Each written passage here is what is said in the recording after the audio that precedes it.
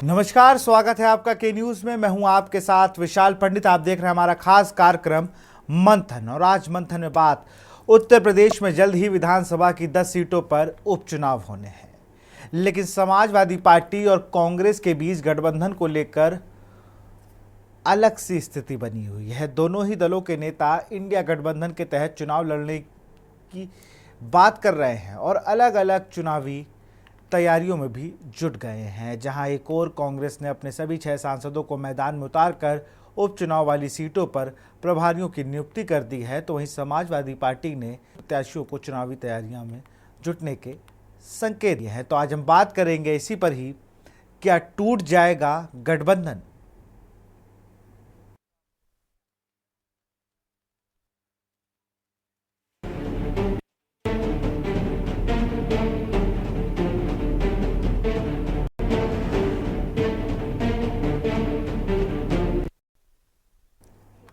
अगर कांग्रेस की बात करें तो जिन सीटों पर उपचुनाव होने हैं, कांग्रेस पार्टी ने वहां रविवार से संविधान सम्मान सम्मेलन का आगाज किया है। कांग्रेस का पहला सम्मेलन रविवार को प्रयागराज की फूलपुर विधानसभा सीट पर हुआ। हालांकि कार्यकर्ताओं के बीच आपसी मारपीट की घटना के बावजूद कांग्रेस ने यहां भारी भीड़ जुटाकर अपना शक्ति प्रदर्शन किया। इस सम्मेलन को मुख्य रूप से पार्टी के राष्ट्रीय महासचिव व यूपी प्रभारी अविनाश पांडे, प्रदेश अध्यक्ष अजय राय, विधानमंडल दल की नेता आराधना मिश्रा मोना, अमेठी के सांसद किशोरी लाल शर्मा और इलाहाबाद सीट से सांसद उज्जवल रमण सिंह ने संबोधित किया। संविधान सम्मान सम्मेलन में पार्टी नेताओं ने कार्यकर्ताओं में उत्साह भरते हुए कहा कि पूरे प्रदेश में इन दिनों बीजेपी विरोधी लहर चल रही है। बड़ी बात यह है कि इन्होंने ये ज़रूर कहा कि बीजेपी विरोधी लहर है, लेकिन कांग्रेस की लहर, कांग्रेस का करंट थोड़ा सा वापस आया है, इस पर चर्चा शायद करना भूल गए। खैर, सभी 10 सीटों पर कांग्रेस या समाजवादी पार्टी के नहीं बल्कि इंडिया गठबंधन के प्रत्याशियों ने चुनाव लड़ेंगे। राष्ट्रीय महासचिव और यूपी प्रभारी अविनाश पांडे ने इस मौके पर कहा कि उपचुनाव की सीटों को लेकर कांग्रेस और समाजवादी पार्टी के बीच कोई मतभेद नहीं है। दोनों दलों के कार्यकर्ताओं और समर्थक सभी सीटों पर इंडिया गठबंधन के उम्मीदवारों को जिताने का काम करेंगे। उन्होंने दावा किया कि सियासी माहौल बीजेपी के खिलाफ है और इंडिया गठबंधन के पक्ष में है।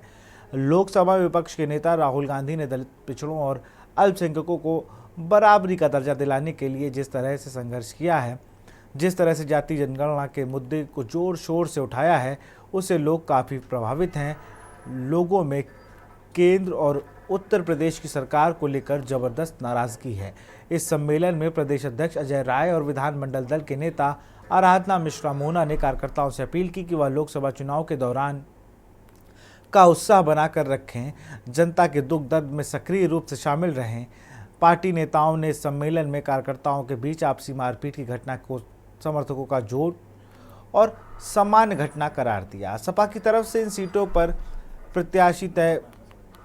उधर अखिलेश यादव ने 10 में से 7 सीटों पर संभावित प्रत्याशियों को तैयारी करने के संकेत दिए हैं, जबकि गाजियाबाद, मझवा और फूलपुर सीट को लेकर मंथन जारी है। सपा की तरफ से अयोध्या की मिल्कीपुर सीट से सांसद अवधेश प्रसाद के बेटे अजीत प्रसाद, कटेहरी विधानसभा सीट से जो कि अम्बेडकर नगर में आती है, वहां से लालजी वर्मा की बेटी छाया वर्मा, कुंदरकी से पूर्व विधायक रिजवान खैर सीट से ओमपाल, तो मीरपुर सीट से कादिर राणा को टिकट तय माना जा रहा है। सभी संभावित प्रत्याशियों ने तैयारियां भी शुरू कर दी हैं।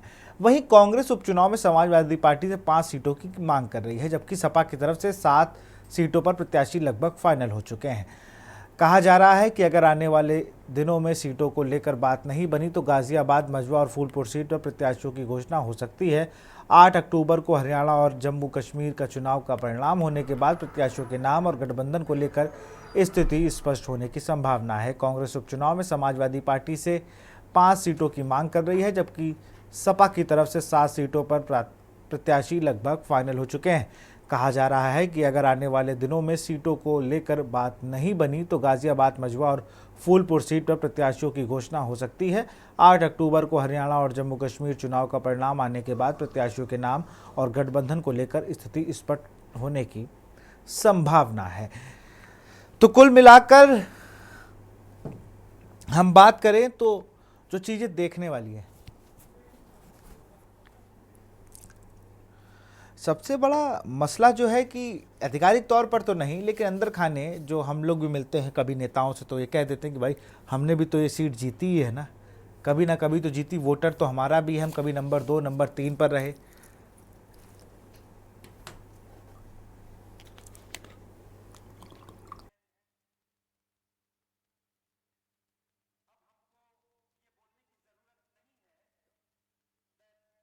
के जरिए आपको दिखाते हैं, सपा इन सीटों पर प्रत्याशी तय कर चुकी है लगभग। एक बार वो देख लेते हैं। अयोध्या की मिल्कीपुर सीट से प्रत्याशी तय है।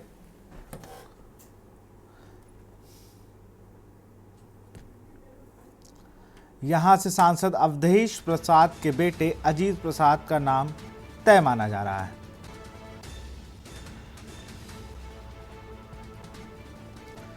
कटहेरी विधानसभा से सांसद लालजी वर्मा की बेटी छाया वर्मा।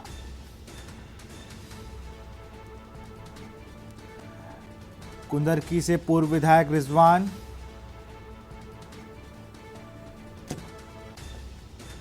खैर सीट से ओमपाल का नाम तय।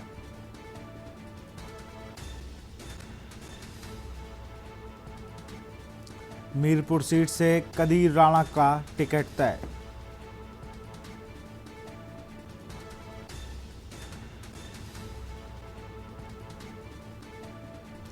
गाजियाबाद, मझवा और फूलपुर सीट में मंथन जारी।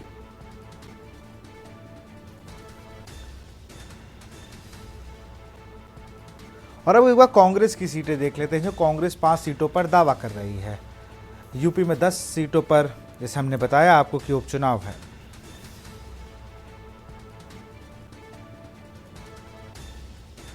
उसमें 5 सीटें एनडीए के पाले में थी।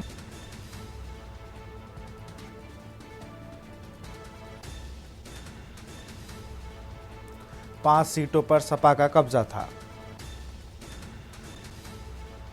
कांग्रेस एनडीए के पाले वाली सभी 5 सीटों पर अपना दावा कर रही है।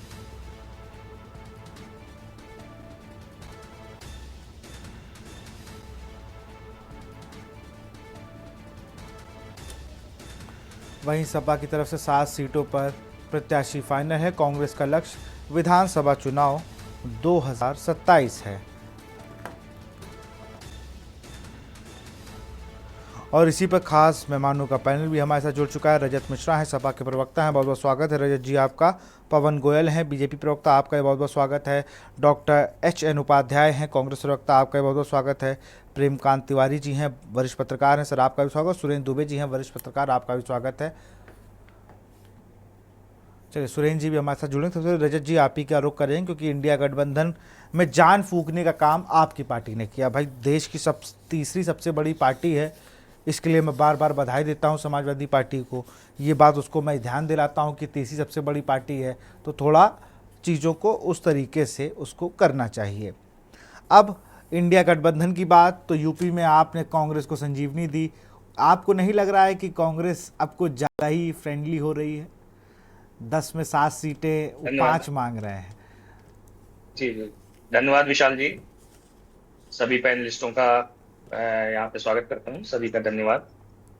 देखिए, ये यूपी में, उत्तर प्रदेश में 10 उपचुनाव बहुत नजदीक हैं। जल्द ही इसकी घोषणा होगी। आशा करते हैं कि हरियाणा और जम्मू के जैसे ही वहाँ पे जो है चुनाव के परिणाम घोषित होंगे, और उसके बाद ही तुरंत ही यहाँ पे उपचुनाव की घोषणा हो जाएगी। तो अब बात है कि जो यूपी में 10 सीटें हैं, इस पे समाजवादी पार्टी का दावा है यहाँ पे कि 10 सीटों पे वो समाजवादी पार्टी लड़ेगी। और गठबंधन में कांग्रेस यहाँ पे थी, और गठबंधन इनका बना रहेगा। ये बात है कि देखिए, राजनीतिक पार्टी हैं, अपनी अपनी बात कहते हैं कि हाँ भाई गठबंधन, उनको भी चुनाव लड़ना चाहिए, राजनीतिक पार्टी है, उनको भी जिंदा रहना है। आगे जो है, आगे के चुनाव है उत्तर प्रदेश में, कांग्रेस पार्टी अपना भविष्य वो भी कहीं ना कहीं तलाश रही है, राजनीतिक पार्टी है। तो ये बात तो है कि हाँ कि सीटों की चर्चा चल रही है। लेकिन जहां तक बात है गठबंधन टूटने की, तो ऐसा कतई नहीं है, गठबंधन टूटेगा नहीं, और ये गठबंधन आगे लंबे समय तक चलेगा। और 10 में से 5 सीटें पहले भी समाजवादी पार्टी के पास थी। आगे की 5 सीटों पर भी समाजवादी पार्टी का आगे रिजल्ट जो है वो अप्रत्याशित रिजल्ट होगा, देखने के लायक होगा उत्तर प्रदेश में इस बार। और आशा है तो यही है कि 10 में से कम 8 से 9 सीटें जो है समाजवादी पार्टी यहाँ पे उपचुनाव में जीतने जा रही है, और कांग्रेस का गठबंधन इसमें बना रहेगा। कांग्रेस को कितनी सीटें हैं? मैं तो कह रहा जी हूँ आप विशाल। 10 जीते, लेकिन कांग्रेस को गठबंधन में कितनी सीटें दे रहे हैं? गठबंधन देखिए, ये नेतृत्व तय करेगा कि गठबंधन कितनी सीटें होगी, लेकिन गठबंधन जो विशाल जी, गठबंधन टूटने की बात है, जो ये भ्रम फैलाया जा रहा है कि इनका गठबंधन बचेगा या टूटेगा, तो ऐसा कहीं है, कहीं नहीं है। ये गठबंधन लंबे समय तक चलने वाला है, और आगे के चुनाव में भी और उपचुनाव में भी ये गठबंधन चलता रहेगा। अब सीटें कितनी तय होती हैं, ये नेतृत्व तय करेगा, प्रदेश नेतृत्व और राष्ट्रीय अध्यक्ष जी तय करेंगे कि कितनी सीटों पे होता है। जो आशा करते हैं हम लोग की हो सकता है कि एक सीट पे कांग्रेस को जो है मौका दिया जाएगा कि हाँ वो एक सीट पे लड़ सकते हैं कांग्रेस की उपचुनाव में।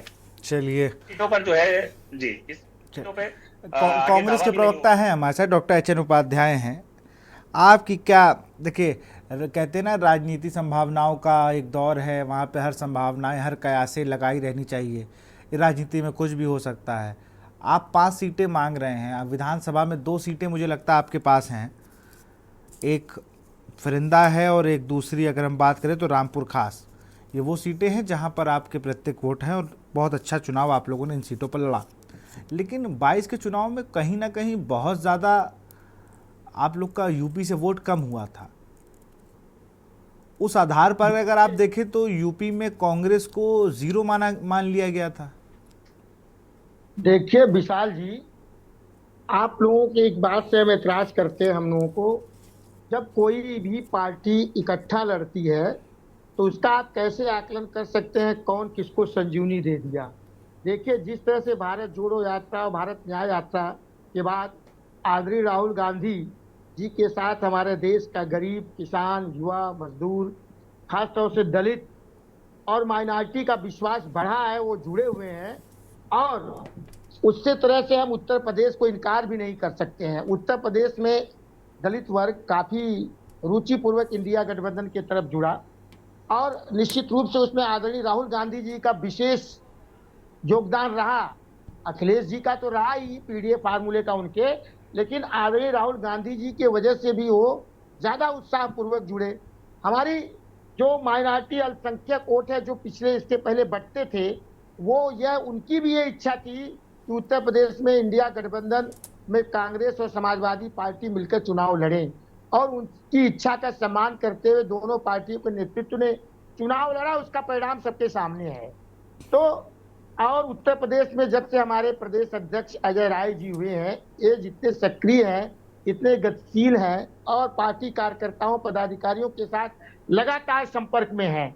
हमारे प्रदेश महासचिव आदरणीय अविनाश पांडे जी के भी निर्देशन, नेतृत्व में हमारे कार्यकर्ता ज्यादा उत्साह से अब पहले की अपेक्षा है। ये अविनाश पांडे प्रदेश महासचिव हैं या राष्ट्रीय महासचिव हैं? राष्ट्रीय महासचिव है, लेकिन प्रदेश प्रभारी है हमारे ना, हाँ, ये तो उनका निर्देशन तो है ही है।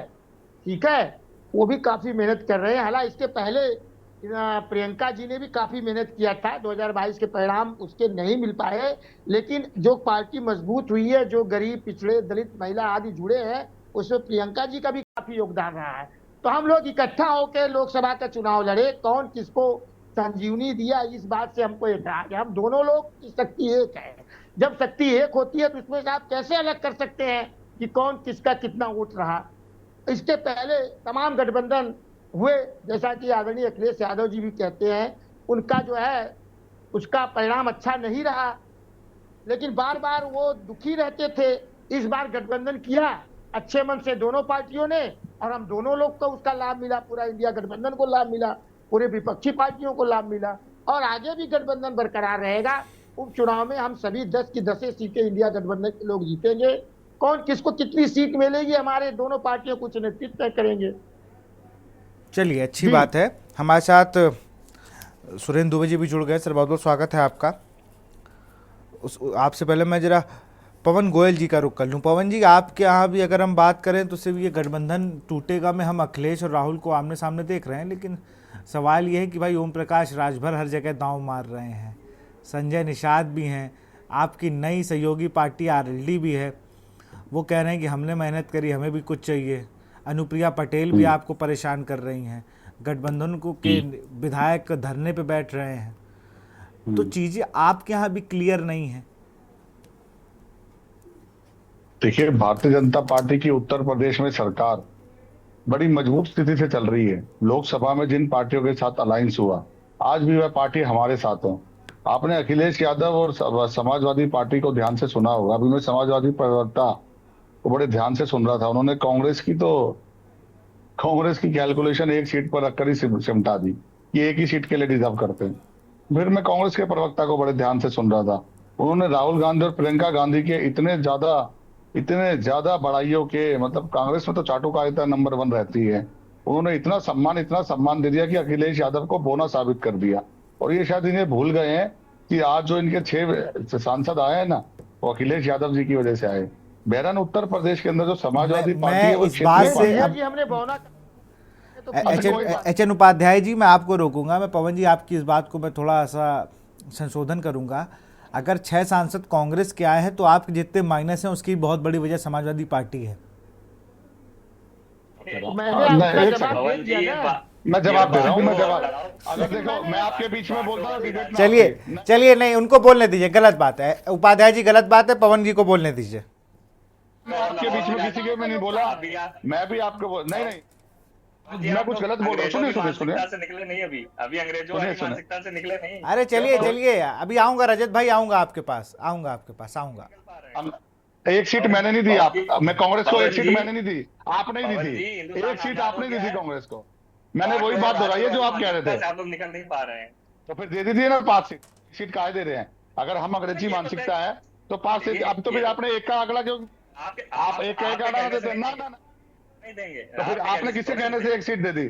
चलिए अगर हम मूल मुद्दे अंग्रेजी पे बात आई मानसिकता ना। है- आपके सहयोगी दलों को आप कितनी की सीटें दे रहे हैं? अगर मिर्जा हम इलाहाबाद की बात करें ना तो वहाँ फूलपुर है। फूलपुर की सीट आप किसको देना चाहेंगे? सुन लीजिए, अब आप सुन लीजिए। उत्तर प्रदेश से भगाने के हाँ, तो लिए ठीक है, आप बड़े अगर हमें 5 देनी पड़ेंगी तो समाजवादी पार्टी 5 भी देगी। हाँ, 10 की 10 भी दे देगी। मैं मान कैलकुलेशन आप सुन तो लीजिए सर। अरे रजत मैं भाई आपके सुन बीच तो में लेने बोला दो। था। रजत भाई मैं आपको रोकूंगा। रजत भाई एक भी मेयर नहीं रजत भाई है। फिर अभी और भी गेस्ट बैठे हैं, 2 वरिष्ठ पत्रकार, बहुत वरिष्ठ पत्रकार मैं बैठे, ये उनके कहना पास चाह भी रहा हूं। जाना है। हाँ, समय मैं ये हमारे पास कहना- कम रहता है भाई। सर एंकर महोदय, मेरी ये रिक्वेस्ट और ये विनती है। मैं कांग्रेस समाजवादी पार्टी के बीच में बिल्कुल भी नहीं बोला था। अगर मेरी कोई बात आगे भी गलत लगे तो अपनी बारी में उसे करेक्ट कर ले। अगर मैं सच या झूठ बोल रहा हूँ, किसी बात से सहमत नहीं, अपनी बारी में ठीक कर ले। जी, बिल्कुल, एक बिल्कुल। सीट देने वाले आप थे और राहुल गांधी प्रियंका गांधी को मान बताने वाले कांग्रेस के नेता थे। हम कोई यही भी बात। सीट नहीं, देने नहीं, वाले। आऊंगा देखिए, आपके पास, तब जवाब दीजिएगा। मैं आऊंगा आपके पास। अपनी बारी में बोलिएगा तुम। नहीं होते। हाँ, ठीक हम है। लोग ये बैठ के तय करेंगे कि हम लोग मिल करके कैसे फिर आप बीच में बोल रहे हैं। चलिए अगली उनको बार अगर अपनी आप बात बीच में- कंप्लीट करने दीजिए। पवन जी अपनी बात जल्दी से कंप्लीट करिए। ऐसे चैनल पे बैठे हैं।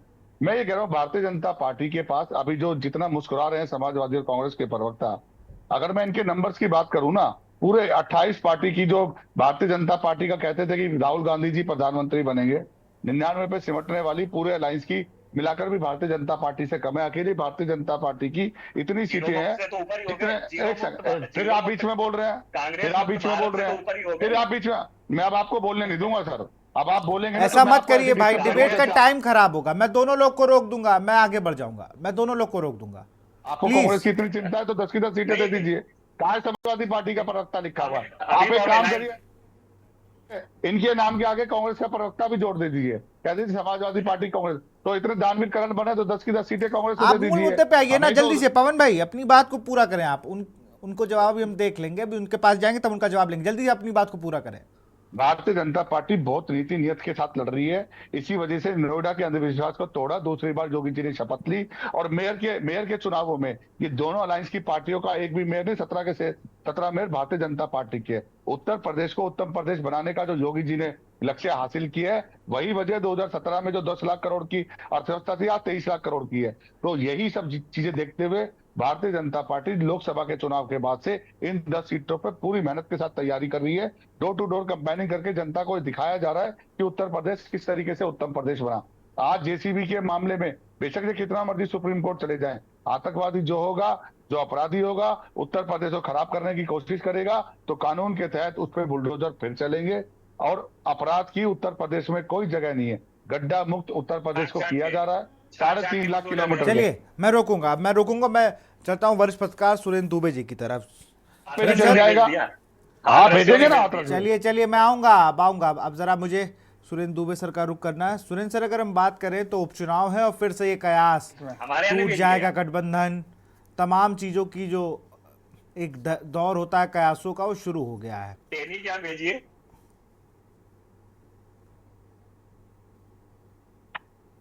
जी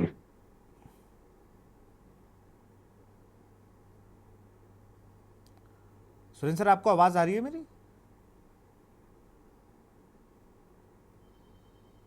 जी सुरेंद्र सर, आपको आवाज़ आ रही है मेरी?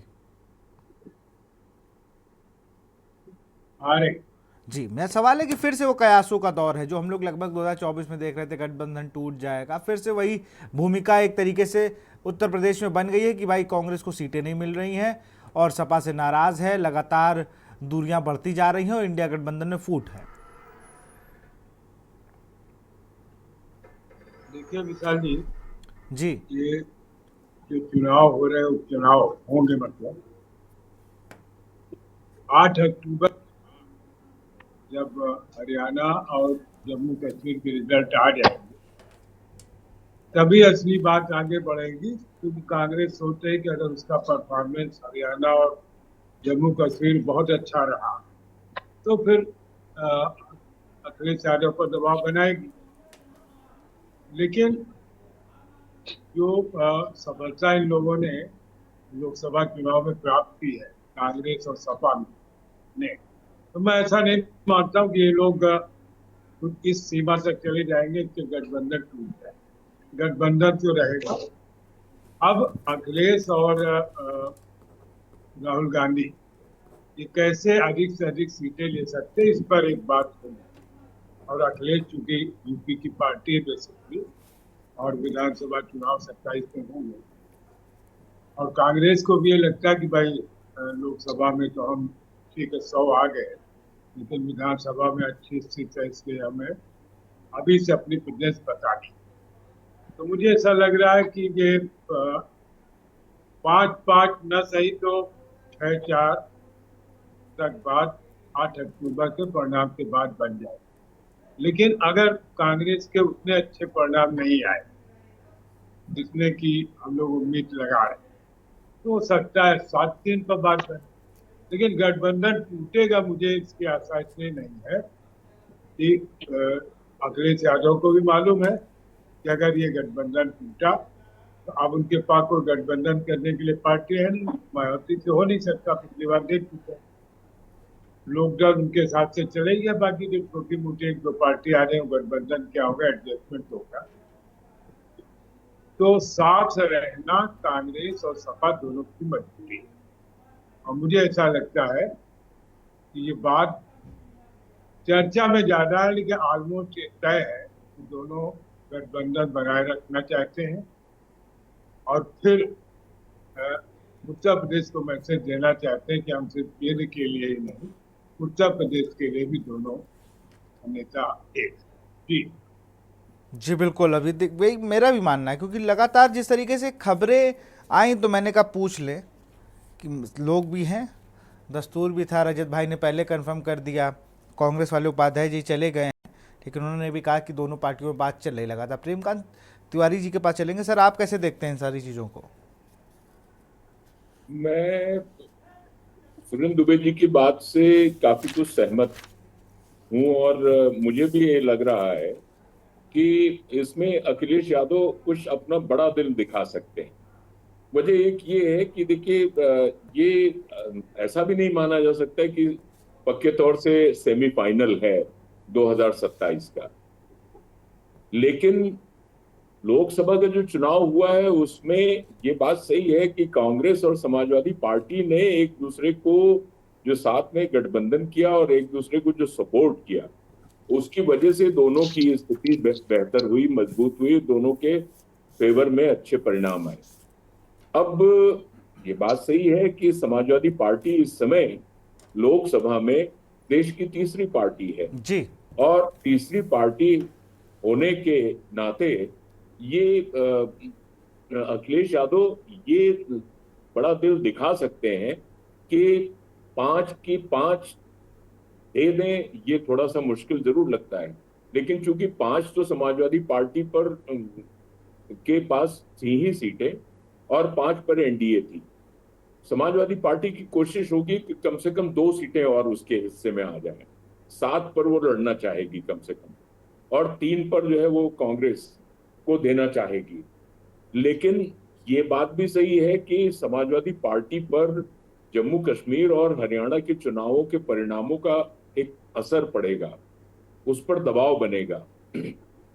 इस तरह से कांग्रेस रिजल्ट्स हासिल करती है और कितना उत्साहित होती है या कितना निरुत्साहित होती है, ये इस पे देखने की बात होगी।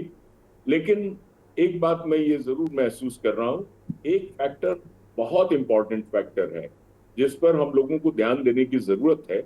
आगे चल करके इस गठबंधन में भी एक खींचतान हो सकती है, और वो खींचतान इस बात को लेकर के हो सकती है कि कांग्रेस अपने वजूद को पुनर्जीवित करना चाहती है उत्तर प्रदेश में भी, और उत्तर प्रदेश में वजूद को पुनर्जीवित करने के लिए वो MY फैक्टर और या PDA जी। फैक्टर जो है उसमें कांग्रेस लायंस शेयर अपना गेन करेगी, तभी वो आगे बढ़ सकती है।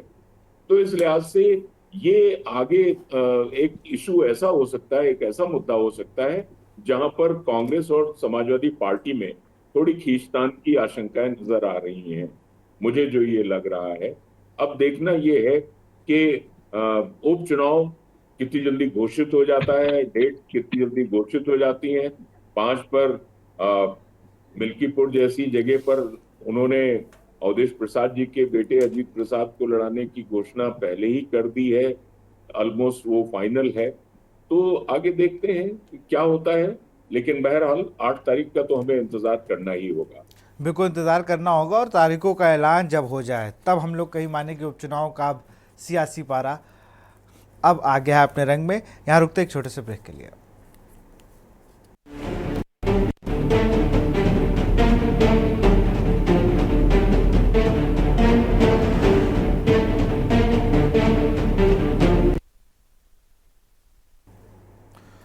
ब्रेक के बाद आपका स्वागत। सीधे रुक करते हैं हम पवन गोयल जी का। पवन जी, एक सवाल मेरा आपसे है कि भाई डेटें क्यों नहीं हो रही हैं लगातार? अब तो कहते हैं ना विपक्षी दल, क्या दिक्कत क्या है?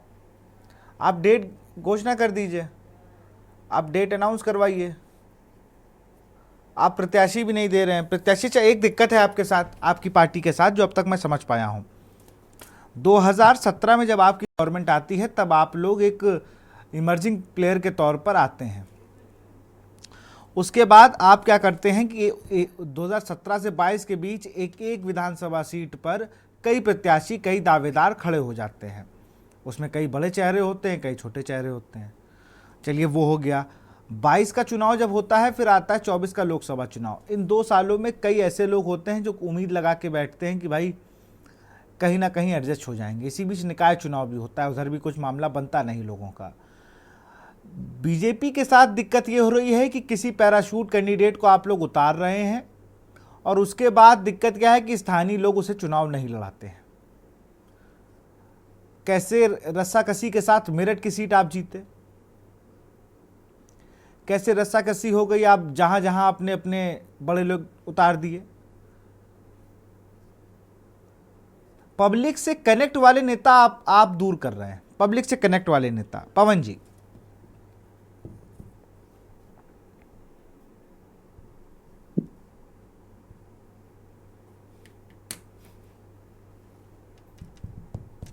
जी, अगर हमारी आवाज आप तक आ रही हो।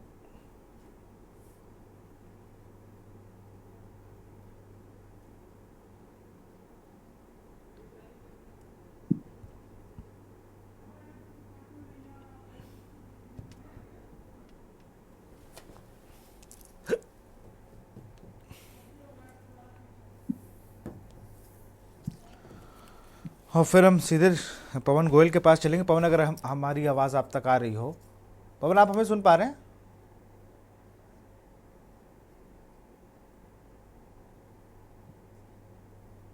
चलिए, उनका फ्रेम फिर से हमारे पास तक नहीं आ पा रहा है। मैं सुरेंद्र दुबे सर के पास चलूंगा। सर, एक दिक्कत है भाजपा के साथ कि जो नेता को चुनाव नहीं लड़ा रही है, अगर ये 22 से 24 के बीच तो खूब देखने को मिल रहा है, उसके पीछे 10 और नेता लग जाते हैं उसको हरवाने के लिए। अगर किसी और पैराशूट लैंडिंग बहुत बढ़ गई है भाजपा में।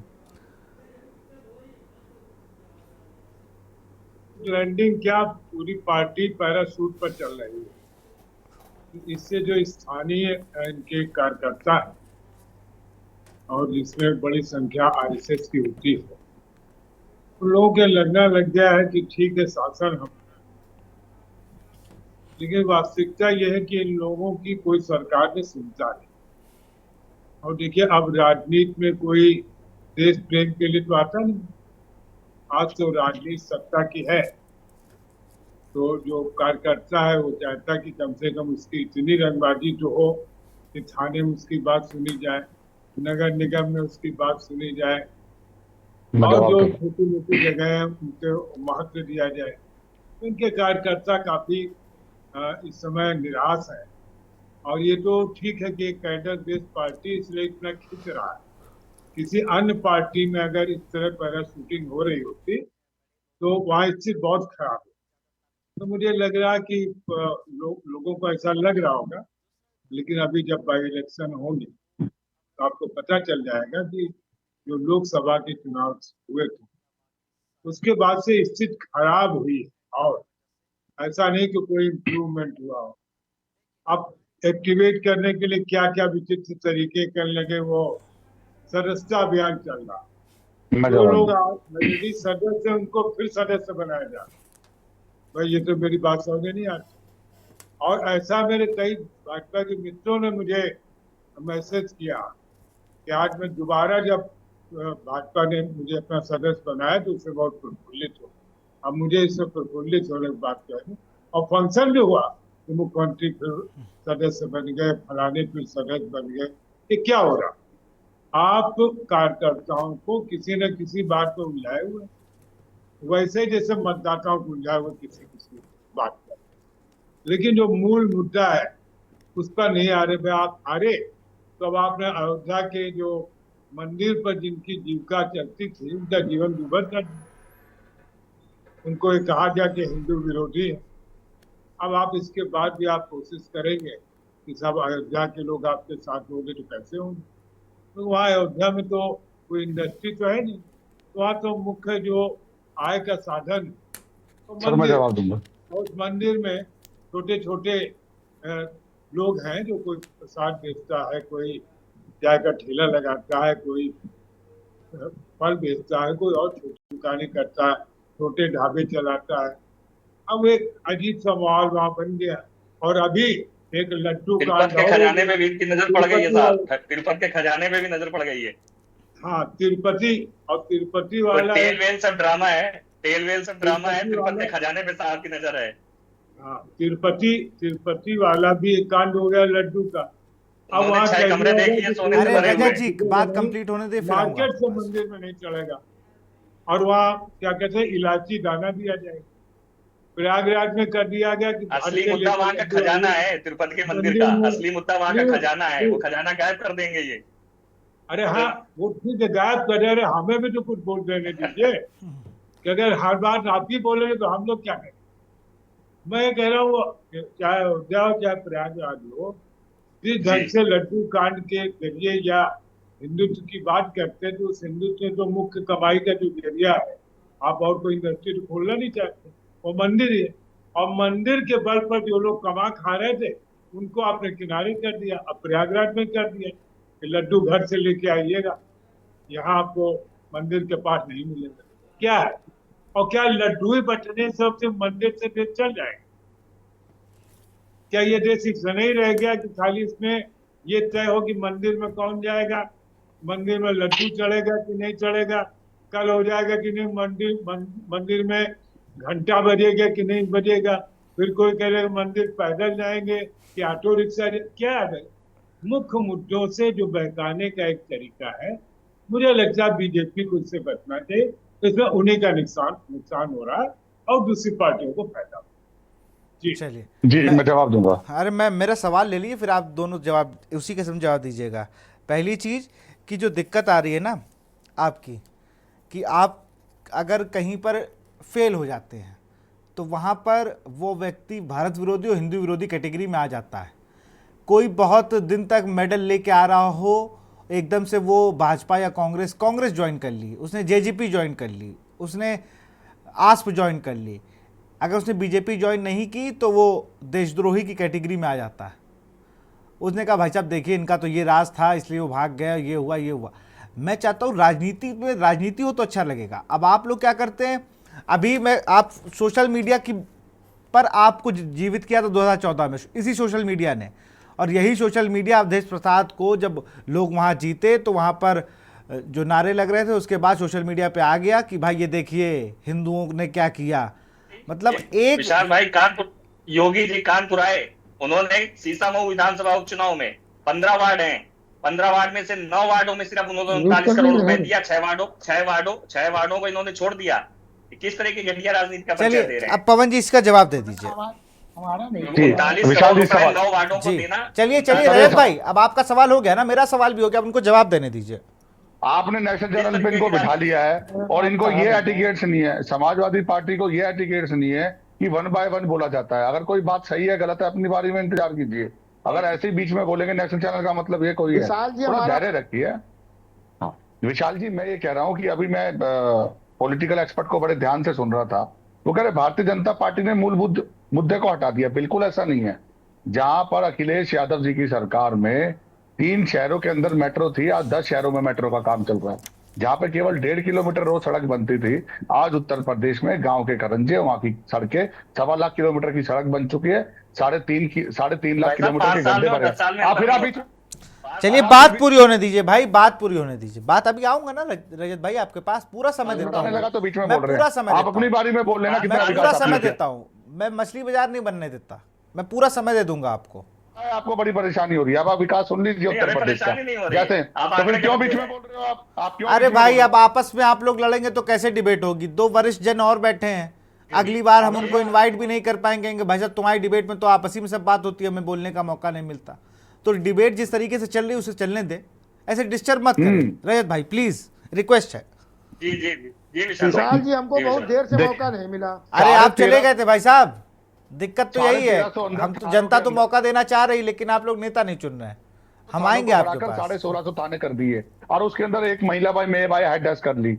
जो महिलाएं मिड डे मील पे काम करती थी, बिल्कुल करती थी, 58,000 उनको नौकरियां दी। उसके बाद 27 देशों के साथ ऐसे एमओयू साइन किए उत्तर प्रदेश के अंदर, जहां जो मैंने बताया कि 10 लाख से 23 लाख करोड़ की अर्थव्यवस्था, वो इसी वजह से यहाँ पे निवेश हुआ। आज कंपनियों ने इन्वेस्टमेंट करने पर यहाँ रोजगार के अवसर प्रदान करे, 56 लाख लोगों को घर दिए। ये जो मूलभूत सुविधा है ना, सड़क की, स्कूल की, कॉलेज की, 1.25 लाख स्कूलों का, वहां ये हाल अखिलेश यादव जी छोड़ गए थे। ना तो बाउंड्रियां थी, ना डेस्क थे, ना ब्लैक बोर्ड थे, ना मास्टरों, ना बच्चों की ड्रेस के ऊपर ध्यान दिया था। आज उनका सौंदर्यकरण किया, उनकी मूलभूत सुविधाओं को पूरा किया गया। आज 12 इंच की आरसीसी के साथ साथ उनकी कनेक्टिविटी की गई। ये तो 84 कोस की यात्रा तक नहीं कर रहे थे, वही गोवर्धन की परिक्रमा थी जहां पे कोई विकास नहीं था। हर 1 किलोमीटर के अंदर वहां शौचालय की व्यवस्था आज माननीय योगी जी की सरकार में। और रही बात उसकी अयोध्या की बात करते हैं, तो मथुरा में क्यों नहीं जीत गए फिर आप? मथुरा में भारतीय जनता पार्टी का कमल खिला है। और आज अयोध्या की बात कर रहे थे, अयोध्या का विकास, अयोध्या का नहीं पूरे फैजाबाद का विकास हो रहा है। अयोध्या की विधानसभा हम जीते थे, ठीक है, अयोध्या की हम लोकसभा सीट नहीं जीत पाए, लेकिन ऐसा नहीं कह सकते गुरुदेव कि 80 में से 3 सीटें हैं, 33 सीटें हैं। इतना अहंकार ठीक नहीं है। फिर बता रहा हूं, इंडिया अलायंस की सीटें जोड़ लेना। अब सुन और लीजिए भाजपा पवन की जी, सीटें मैं जोड़ यहाँ लेना। मैं एक आपको और यहाँ बात। रोकूंगा, मैं यहाँ आपको रोकूंगा। बनारस से राजेश मिश्रा भी सांसद हुए हैं, जी तब बनारस को बनारस कहता था क्या कोई? उस तरीके से एक वो भक्तिमय वाला जुड़ाव था वहां पे। मोदी जी बनारस से लड़े तो वीवीआईपी सीट हो गई। अयोध्या हमेशा से एक हॉट टॉपिक रहा है, और इस बार तो मंदिर का शिलान्यास हो गया, रामलला विराज गए, इतना बड़ा इवेंट हो गया, देश दुनिया कहां कहां के लोग आए, वहां पर एक इंपैक्ट पड़ा बीजेपी को। एक बात और विशाल जी, एक हाँ जी, बात मैं और जवाब देना आपने, चाहूंगा, विशाल जी। नहीं अभी मेरी बारी चल रही है, अपनी बारी जी, में आ जाना, जी, बोल देना। जी। आपने कहा सोशल मीडिया पे गद्दार कह दिया जाता है, उसको आतंकवादी कह दिया जाता है, उसको इस तरह के खालिस्तानी। नहीं, देखिए भारतीय मैंने ये जनता कहा कि पार्टी की कोई भी, उसको भारत विरोधी, विकास विरोधी और तमाम विरोधी सेकंड, बता दिया। एक मैंने सेकंड, आप सुन जो लीजिए शब्द जी। आप कह रहे हैं ये मैंने कतई नहीं कहे। मैं कह रहा हूं कि सोशल मीडिया पे जो बात चलती है, हाँ। ठीक है, सहयोगी दल कह रहे होंगे, राजनीतिक विशेषज्ञ कह रहे होंगे, मैं उसी बात का काउंटर कर रहा हूं।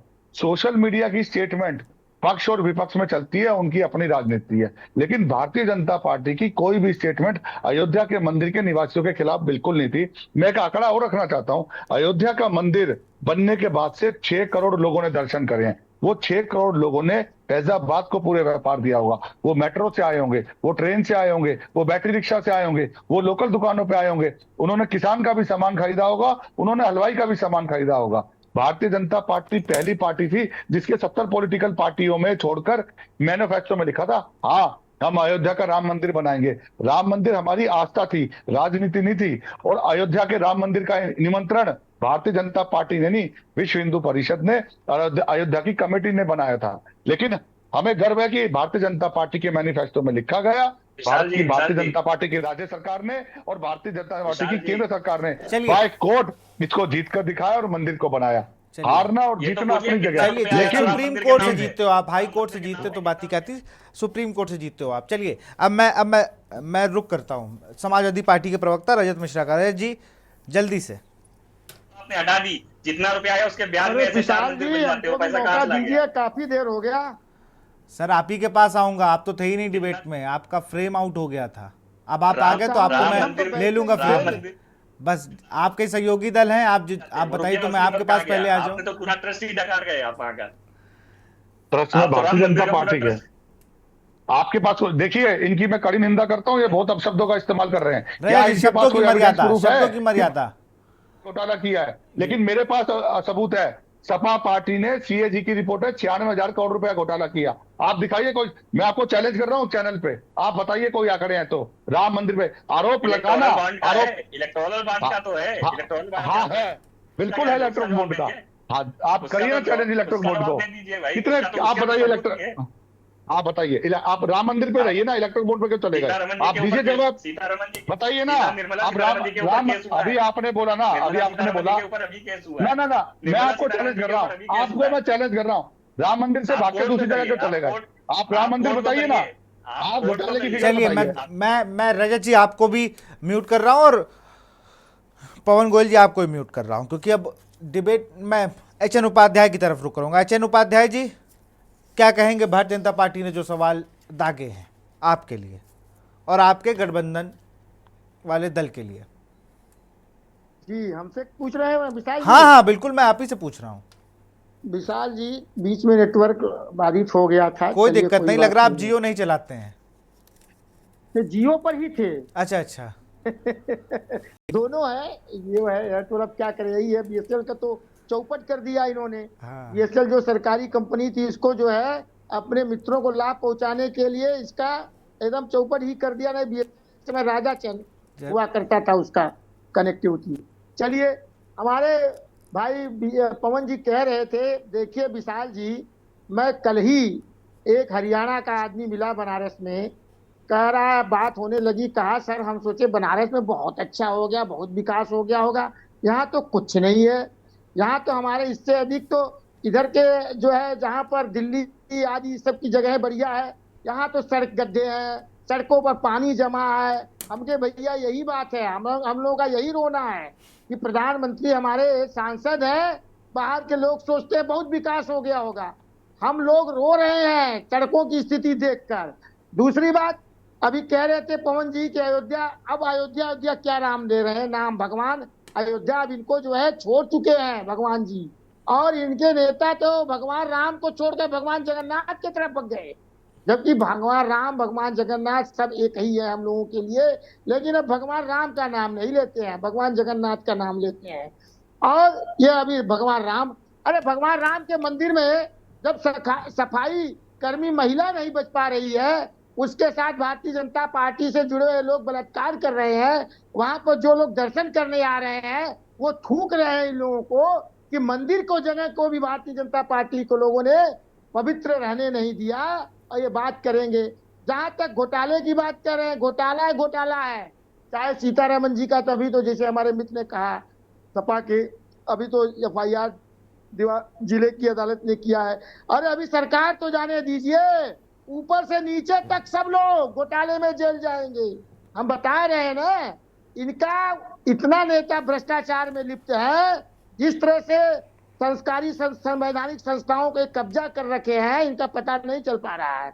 इतना देश को लूटा है इन्होंने, और बेरोजगारी का दर 45-50 साल में सबसे अधिक है। महंगाई देखिए, 500 रुपया आप लेकर चले जाइए विशाल जी, आपको 2 दिन 3 दिन से अधिक सब्जी नहीं मिल पाएगा। किराने के सामान नहीं मिल पा रहे हैं 5,000 रुपए में 1 महीने के। इतनी महंगाई, जनता त्रस्त है। अभी तो हरियाणा और जम्मू कश्मीर के चुनाव में जवाब देगी जनता, इंडिया गठबंधन को जिताकर। ये कितना भागेंगे, महाराष्ट्र और झारखंड का चुनाव टाल कर कराएंगे तो कभी न कभी। उसी तरह से उत्तर प्रदेश में भी 10 उपचुनाव की सीटें हारेंगे। ये हमारा घमंड नहीं है, हम लोग घमंड नहीं करते हैं, जनता के विश्वास पर हम लोग बात करते हैं। आप जो लोकसभा चुनाव का परिणाम रहा है, उसी से एक रास्ता आपको मिल जाएगा। 43-33 पर रह गए थे, अब और जनता का विश्वास हमारे इंडिया गठबंधन के नेताओं पर बढ़ा है। जिस तरह से उत्तर प्रदेश में अखिलेश जी का पीडीए फार्मूला, राहुल जी का संसद से सड़क तक रोजगार के लिए, युवाओं के लिए, गरीबों के लिए, किसानों के लिए संघर्ष कर रहे हैं, निश्चित रूप से इंडिया गठबंधन के प्रति उत्तर प्रदेश के साथ साथ पूरे देश के लोगों का विश्वास बढ़ा है। और उपचुनाव में हम 10 सीट हराएंगे। अब हम कितने पर लड़ते हैं, सपा कितने पर लड़ती है, वो अलग बात है। ऐसे लोकसभा चुनाव में भी ये लोग कह रहे थे कि सपा कांग्रेस का गठबंधन नहीं होगा, ये लोग तो यही कह रहे थे गठबंधन नहीं होगा। गठबंधन भी हुआ और हम लोग चुनाव जीते भी उत्तर प्रदेश में। चलिए, मैं समय की कमी, पवन गोयल के पास चलूंगा। पवन जी, जल्दी जवाब दीजिए।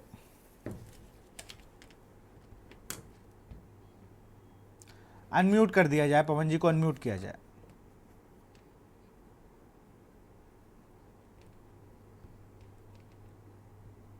मैं ये कहना चाह रहा हूँ विशाल जी, भारतीय जनता पार्टी से भारत के लोग इतने ही परेशान हैं, तो फिर तो इनको अलायंस करना ही नहीं चाहिए। ये तो वन साइड जीत जाएंगे। इनको पता है कि भारतीय जनता पार्टी को अकेले नहीं हरा सकते, इसलिए अलायंस किया जा रहा है। और रही बात महंगाई की, 1947 से लेकर 2013 तक क्या दूध के, पेट्रोल के, डीजल के, टमाटर के, अरे इनको दूर सब्जियों करने के, के लिए चावल आपको के, लाया दाल गया के था। दाम एक को ही थे दूर क्या? करने के लिए आपको लाया गया था। आप ही ने नारा दिया ना, अब की बार बहुत हुई महंगाई की मार, अब की बार सरकार।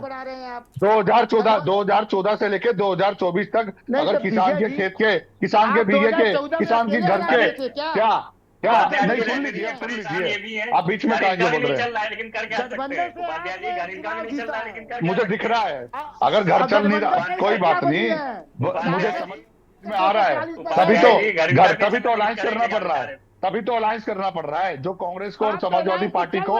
तो फिर क्या जरूरत है अलायंस की?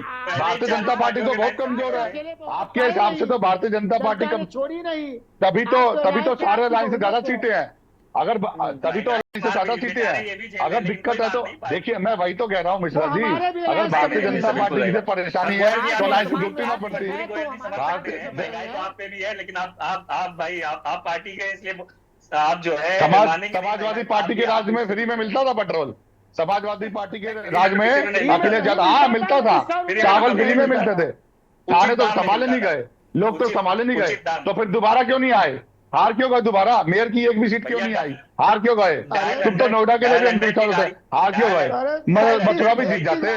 तो भाजपा की तो एक भी सीट नहीं आई थी। भाजपा दोबारा नहीं आए। आप 6 पे ही रह गए, 6 पे क्यों रह गए? अलायंस के साथ 60 सीटें ले आते, कांग्रेस की 6 सीटें क्यों रह गई? अलायंस होने के बाद 6 पे ही रह गए। हाँ, वो भी रह गए बस। चलिए, आप सबको रोकना चाहूंगा। हमारे साथ प्रेमकांत तिवारी जी जुड़े हुए हैं, वरिष्ठ पत्रकार है। सर, अब मैं आपका फाइनल कमेंट लूंगा, फिर डिबेट को क्लोज करूंगा। रहिएगा, ये सपना देखते रहिए 10 सीटों का, ये 10 सीटों का सपना देख रहे हैं। एक भी मेयर नहीं है, जितने 6 मुख्यमंत्री का भविष्य तो दिख रहा है मुझे भी। चलिए, मैं आप सबको रोकूंगा। प्रेमकांत तिवारी का रुख करता हूं मैं, वरिष्ठ पत्रकार है। Sir, final comment. देश के मुख्यमंत्री का भविष्य तय करने वाली है। चलिए रजत भाई, किस तरह से प्रशासनिक दुरुपयोग करते हैं आप? चलिए रजत जी, उपाध्याय जी, पवन गोयल जी, आप तीनों लोग को रोकूंगा। Premkant Tiwari ji, final comment. दम मचा रखा है दोस्त। देखिए, कुल मिलाकर के मेरा तो ये मानना है कि उपचुनाव की घोषणा हो और ये चुनाव के जो परिणाम आने वाले हैं आ जाए। उसके बाद में क्या ये इन पॉलिटिकल पार्टीज के क्या नैरेटिव्स होते हैं, क्या आख्यान होते हैं, उन आख्यान का जनता के ऊपर क्या असर पड़ता है, जनता क्या परसेप्शन लेती है और क्या अपना फैसला देती है, उस पर निर्भर करता है। बहरहाल अभी तो हमने एक अपनी पहले वाली बात को फिर दोहराना चाह रहे हैं कि समाजवादी पार्टी मेरे ख्याल से इस गठबंधन को अगर आगे चलाना है उसको तो थोड़ा बड़े दिल का परिचय देगी। ये एक एक सीट वाली बात से हम मुतमईन नहीं हैं, इससे सहमत नहीं है। और मैं समझता हूं कि समाजवादी पार्टी कांग्रेस को थोड़ा सा ज्यादा स्पेस देगी, ज्यादा महत्व देगी और ज्यादा सम्मान देगी। कुल एक मिलाकर कमेंट के प्लीज। वही देखना होगा कि भारतीय जनता पार्टी भी अपने एलाइज को एडजस्ट करना चाहेगी और जाहिर है कि लाइन शेयर तो उसके पास रहेगा ही रहेगा। अब आगे चुनाव होने दीजिए, डिक्लेयर होने दीजिए उपचुनाव, और आगे देखते हैं कि किसका आख्यान काम करता है, किसका नैरेटिव काम करता है और जनता का परसेप्शन कितना कैसा क्या रहता है। ये मेरा कहना है। जी बिल्कुल, बहुत बहुत शुक्रिया पवन जी आपका, प्रेमकांत जी आपका बहुत बहुत शुक्रिया, एच.एन. उपाध्याय आपका बहुत बहुत शुक्रिया, रजत मिश्रा आपका बहुत शुक्रिया, सुरेंद्र दुबे जी आपका बहुत बहुत शुक्रिया। तो हम बात कर रहे थे उपचुनाव से पहले क्या गठबंधन से अलग हो सकते हैं सपा और कांग्रेस। अब ये बड़ा सवाल है कितनी सीटों पर। फिलहाल दोनों पार्टियों का ये कहना है कि ऐसा कुछ नहीं है, बात चल रही है, जल्द ही सीटों को लेकर स्थिति साफ हो जाएगी। अब देखना होगा कि उपचुनाव में इंडिया गठबंधन क्या लोकसभा चुनाव जैसा रंग बिखेर पाएंगे। तो फिलहाल मंथन में इतना ही। देखते रहिए के न्यूज़ इंडिया। नमस्कार।